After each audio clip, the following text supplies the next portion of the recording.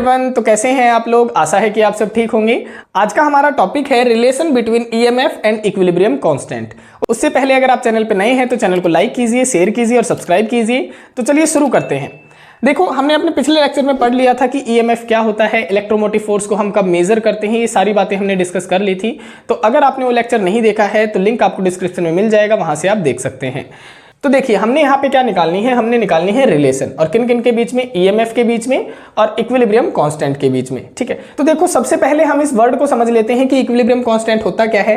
Equilibrium constant mainly ratio होती है concentration of product divide में कंसंट्रेशन ऑफ रिएक्टेंट। इन दो चीजों की क्या होती है, रेशियो होती है। तो हम यहाँ पे मेनली एग्जांपल लेके चलते हैं, क्योंकि हमने निकालनी है रिलेशन ईएमएफ और इक्विलिब्रियम कांस्टेंट के बीच में। तो हम एग्जांपल लेके चलते हैं इलेक्ट्रोकेमिकल सेल का, यानी डैनियल सेल का। इसकी हमने रिप्रेजेंटेशन कर रखी है और मुझे पता है कि यहाँ पे ये किसको रिप्रेजेंट करता है, ये सॉल्ट ब्रिज को रिप्रेजेंट करता है। और यहाँ पे ये किसकी तरह बिहेव करता है, कैथोड की तरह बिहेव करता है, कैथोड की तरह। और यहाँ पे ये जो जिंक इलेक्ट्रोड होती थी वो किसकी तरह बिहेव करती थी, एनोड की तरह बिहेव करती थी। जैसे हम इसका डायग्राम भी बना लेते हैं। इसका डायग्राम कुछ इस तरीके से था। हम दो हाफ सेल बना लेते हैं इस तरीके से। पहले हम क्या करते हैं, एक इलेक्ट्रोड ले लेते हैं जो कि जिंक की इलेक्ट्रोड होती थी, और उसको हम डिप कर देते थे जिंक सल्फेट के सॉल्यूशन के अंदर। ये 2 नेगेटिव हो जाएगा, ये 2 पॉजिटिव हो जाएगा। सिमिलरली यहाँ पे हम क्या करते थे, यहाँ पे हमने कॉपर इलेक्ट्रोड ले ली और इसको हमने डिप कर दिया किसके अंदर, कॉपर सल्फेट सॉल्यूशन के अंदर। अब कॉपर के ऊपर होता है +2 चार्ज, इसके ऊपर होता है -2 चार्ज। फिर हम क्या करते थे, इसको आउटर सर्किट के द्वारा कनेक्ट करवा देते थे, और फिर क्या करते थे, यहाँ पे हम इंटरनल सर्किट यानी सॉल्ट ब्रिज का इस्तेमाल कर लेते थे। तो यहाँ पे होता क्या है, यहाँ पे जो ये इलेक्ट्रोकेमिकल सेल है ये वर्क कब करती है, मैं आपको इसकी वर्किंग कंडीशन बता देता हूँ। देखो, ये सेल वर्क तभी करेगी जब इन दोनों में, इस हाफ सेल में, एक हाफ सेल ये है आपकी और एक हाफ सेल ये है आपकी। जब इन दोनों हाफ सेल्स के अंदर क्या होता है, पोटेंशियल डिफरेंस होता है, यानी इसका पोटेंशियल अलग होता है, इसका पोटेंशियल अलग होता है। जैसे मैं आपको बता भी देता हूं कि ये जो कॉपर इलेक्ट्रोड है इसका जो पोटेंशियल होता है वो अराउंड +0.34 वोल्ट होता है, ये इसका पोटेंशियल होता है। और ये जो जिंक वाली जो हाफ सेल है इसका पोटेंशियल होता है -0.76 वोल्ट। तो इन दोनों के बीच में जो ये पोटेंशियल डिफरेंस है, ये जो पोटेंशियल डिफरेंस है दोनों हाफ सेल के बीच में, ये मेंटेन रहता है तब तक ये सेल क्या करती है, काम करती है। फिर क्या होता है, फिर ये जिंक यहां से 2 इलेक्ट्रॉन लूज करता है, क्योंकि ये एनोड की तरह काम करता है, और एनोड पे हमेशा क्या होती थी, ऑक्सीडेशन होती थी। ये बातें हम पिछले लेक्चर में डिस्कस कर चुके हैं। तो यहां से ये इलेक्ट्रॉन रिलीज करता है। जैसे जैसे इलेक्ट्रॉन रिलीज करता है, जिंक का जो वेट होता है वो क्या होना शुरू हो जाता है, कम होना शुरू हो जाता है। तो यहाँ पे जिंक का वेट तो कम होता रहता है, लेकिन यहाँ पे जो इसका जो रिडक्शन पोटेंशियल की वैल्यू है, देखो ये जो पोटेंशियल की वैल्यू है, देखो ये दोनों अलग अलग पोटेंशियल की वैल्यू हैं और इनमें कुछ ना कुछ डिफरेंसेस हैं। होता क्या है, इसका जो पोटेंशियल डिफरेंस है वो तो इंक्रीज होता रहता है, समय के साथ में इंक्रीज होता रहता है, और इसका पोटेंशियल डिफरेंस क्या होता रहता है, डिक्रीज होता रहता है, डिक्रीज।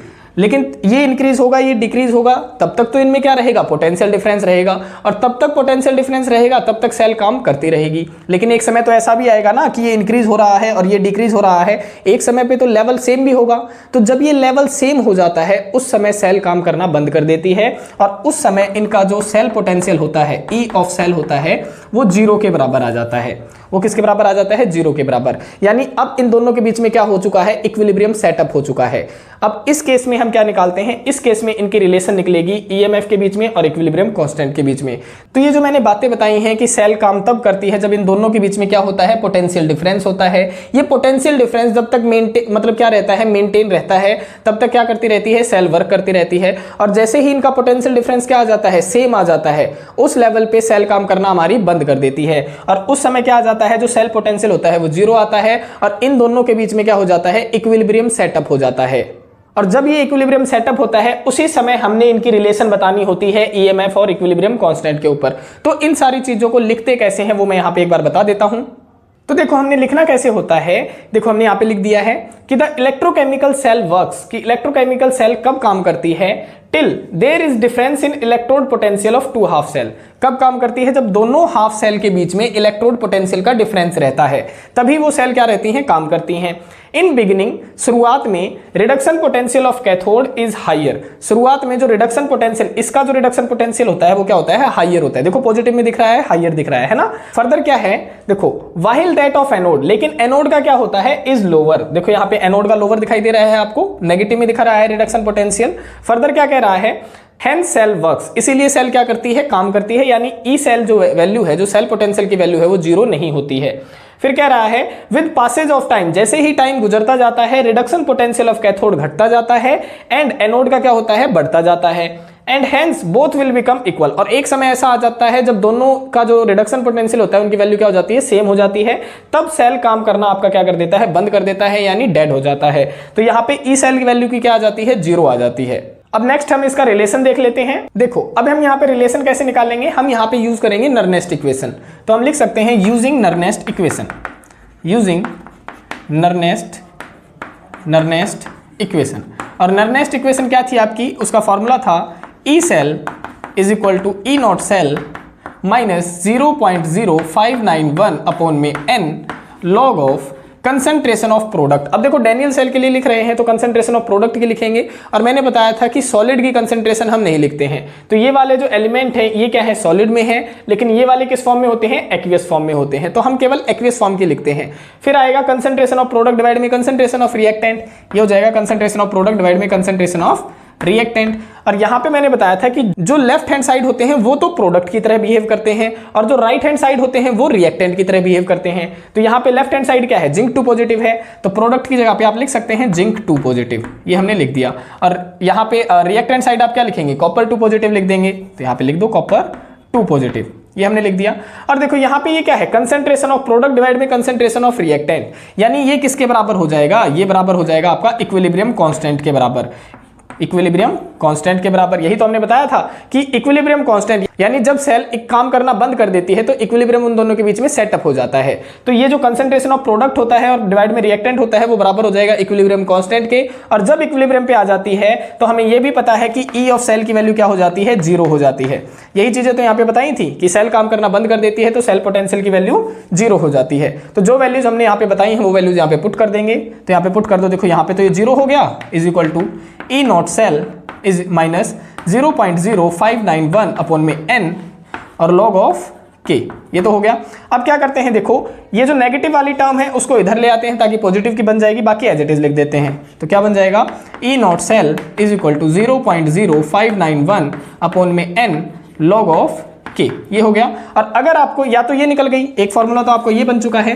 नेक्स्ट अगर आप इसे फर्दर सॉल्व करना चाहते हैं तो यहां से log k की वैल्यू निकाल लें। किस तरीके से निकलेगी, देखो log k is equal to, ये इधर जाएगा मल्टीप्लाई में हो जाएगा, तो ई नॉट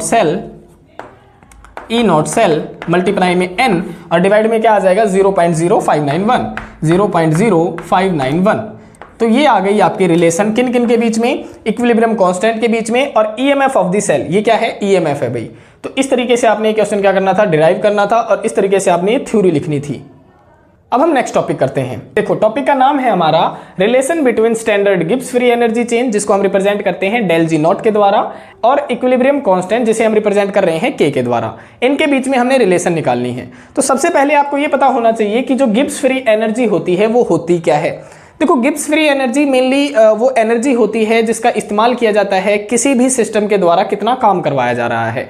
यानी मैं कहूं कि कोई सिस्टम है और उस सिस्टम के द्वारा कितना काम करवाया जा रहा है उसको जो मेजर करती है वो हमारी गिब्स फ्री एनर्जी करती है।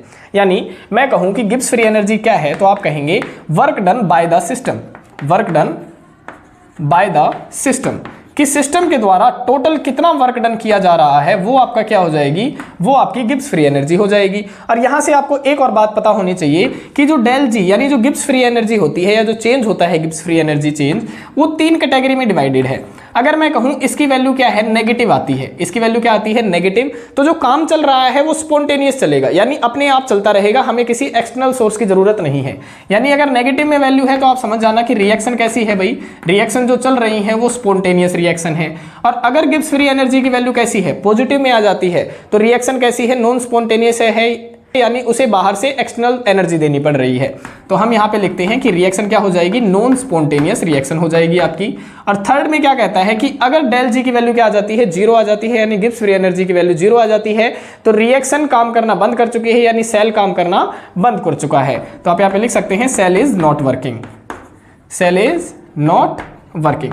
तो ये 3 इसके सिंबल्स आपने याद रखने होते हैं। यहाँ से हमें ये बातें पता चल जाती हैं कि जो गिब्स एनर्जी है यानी जो गिब्स फ्री एनर्जी है, जो उससे हम कह रहे हैं कि work done by the system, तो उसकी वैल्यू क्या हो जाती है, नेगेटिव में हो जाती है। यानी अगर मैं कहूँ गिब्स फ्री एनर्जी चेंज क्या लिखेंगे, वर्क डन, तो -W लिखना पड़ेगा आपको, ठीक है। या अगर आप W लिखेंगे तो W क्या हो जाएगा, -del-G के बराबर हो जाएगा।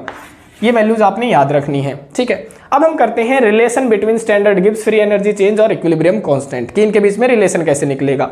तो हमें पता है, अभी अभी हमने ये फॉर्मूला निकाला है देखो, और मुझे ये पता है कि ये जो वैल्यू आई है ना, देखो ये वाली जो वैल्यू आई है वो कब आई है, हमने याद करो, आपको जो नेक्स्ट इक्वेशन बताई गई थी शुरुआत में वो क्या थी, वो थी आपकी E cell is equal to E not cell minus RT by NF ln concentration of product divide में कंसंट्रेशन ऑफ रिएक्टेंट। ये थी आपकी वैल्यूज। तो यहाँ पे जो 0.0591 आया है वो कब आया है, जब यहाँ पे R जो है गैस कांस्टेंट, उसकी वैल्यू कितनी होती है 8.314, ये वैल्यू हमने यहाँ पे पुट करी थी। फिर टेम्परेचर क्या होता है, टेम्परेचर मेनली मान के चलते हैं 298 केल्विन, फिर हमने इसकी वैल्यू भी पुट करी थी। और फेराडे किसके बराबर होता है, फेराडे की वैल्यू होती है 96,500, ये वैल्यू भी हमने यहाँ पे पुट करी थी। और एलन किसके बराबर होता है, एलन बराबर होता है 2.303 लॉग के बराबर होता है। जब हमने ये सारी वैल्यूज यहाँ पे पुट करी थी तब और उसे सॉल्व किया था, तब जाके ये वैल्यू आई थी 0.0591। तो इस तरीके से इसे हम लिख सकते हैं, इस सेल को हम किस तरीके से लिख सकते हैं, इसे हम लिख सकते हैं E not cell is equal to RT by NF ln K, लिख सकते हैं इस तरीके से। देखो मैंने सिर्फ इसकी वैल्यू को इनमें कन्वर्ट कर दिया, देखो RTF और ln के अंदर, देखो RTF और ln के अंदर मैंने इसको इस फॉर्म के अंदर लिख दिया। ये तो हमने अभी अभी ड्राइव करी थी पिछले केस में, ठीक है।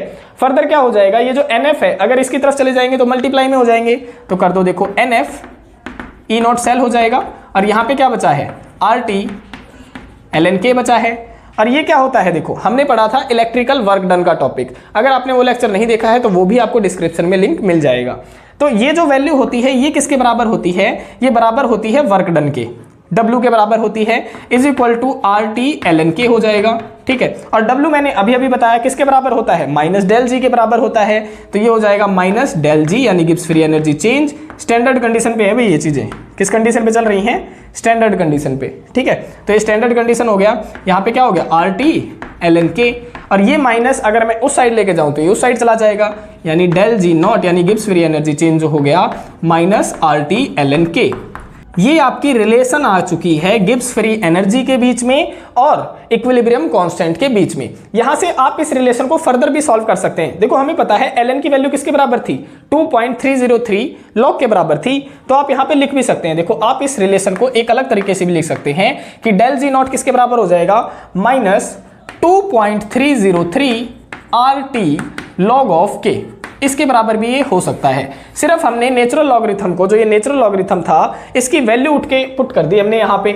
तो इस तरीके से आपने ये टॉपिक या ये रिलेशन क्या करनी थी, एक्सप्लेन करनी थी स्टैंडर्ड गिब्स फ्री एनर्जी के बीच में और इक्विलिब्रियम कांस्टेंट के बीच में। ये जो फॉर्मूले आ रहे हैं ये काफी ज्यादा इंपॉर्टेंट हैं, जब हम न्यूमेरिकल्स करेंगे उनमें इनका बहुत ज्यादा यूज होने वाला है। आशा है आज का ये टॉपिक आपको समझ में आया होगा, और कमेंट करके हमें जरूर बताएं कि आपको वीडियोस कैसी लग रही हैं, और वीडियोस अगर पसंद आ रही हैं तो वीडियोस को लाइक करें, शेयर करें और चैनल को सब्सक्राइब करें। मिलते हैं किसी और वीडियो में किसी और टॉपिक के साथ में, तब तक के लिए बाय बाय, टेक केयर, धन्यवाद, जय हिंद, जय भारत।